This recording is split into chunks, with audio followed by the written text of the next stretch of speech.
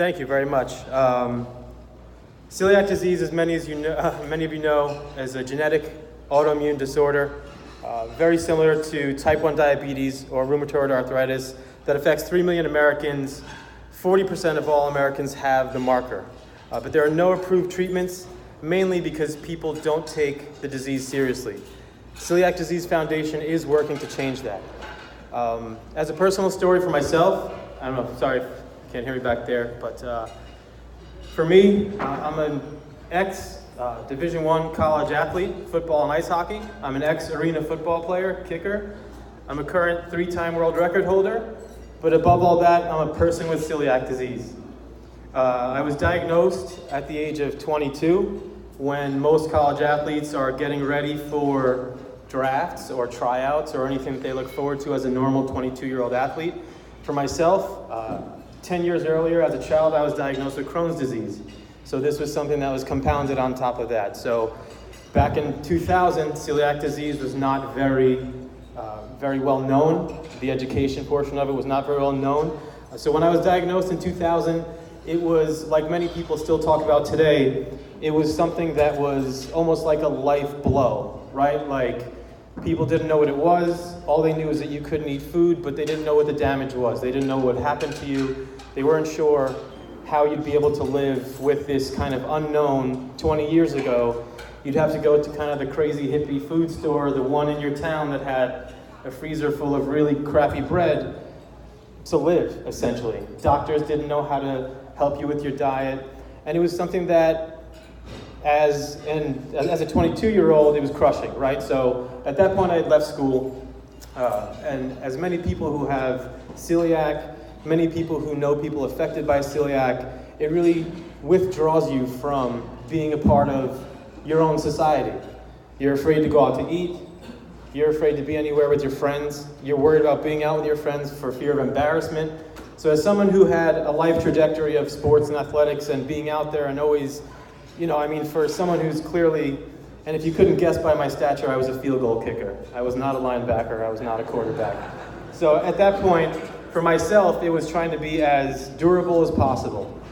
And in being durable, it was eating pastas. It was eating carbs. It was trying to keep up with all the 300-pound linemen who would eat you under the table.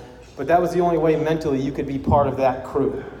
And that was taken away from me instantly with the diagnosis. But the diagnosis did not come without troubles also, which many of you may have also experienced.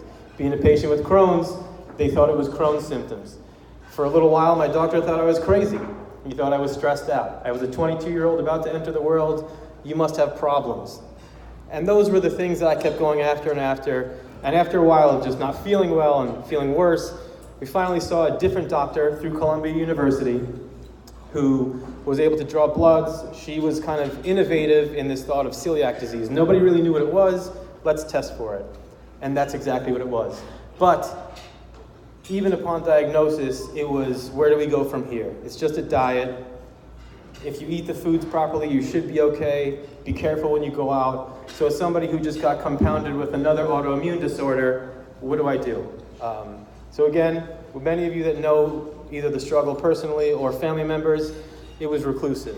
I couldn't play sports. I wasn't able to train properly. I wasn't able to do what I wanted to do. So in that sense, it took a bit of time.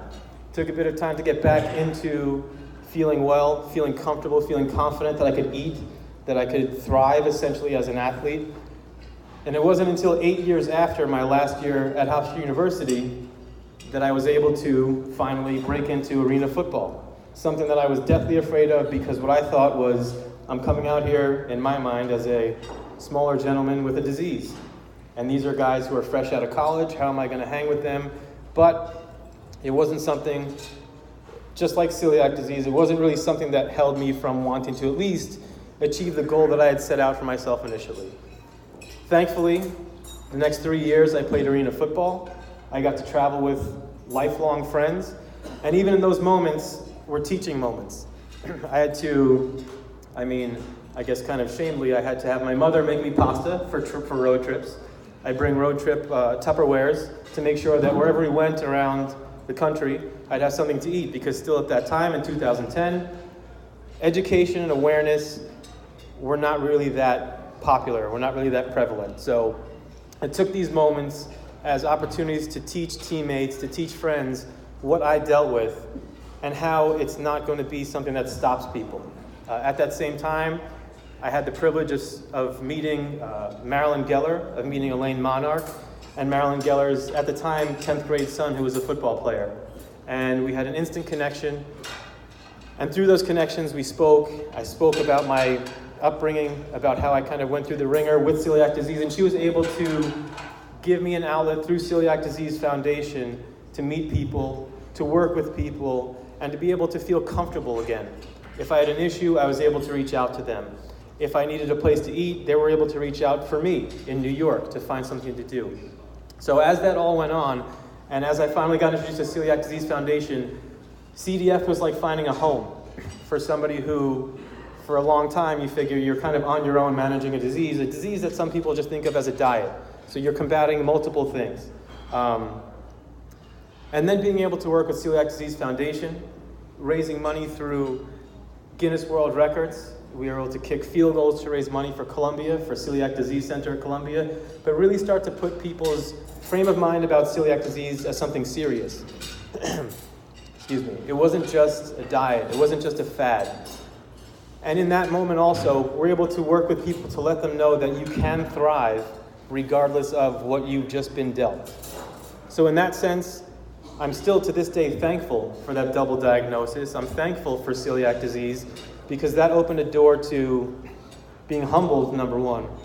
It opened a door to working harder to what I wanted to achieve, but it opened a door to the Celiac Disease Foundation, and it opened a door for me to meet so many new people, people like the committee here, and people like you, honestly, who are either connected some way or another to celiac disease, but for me as a patient, I consider all of you friends because you support a cause that's affecting my life. So thank you for being a part of that. And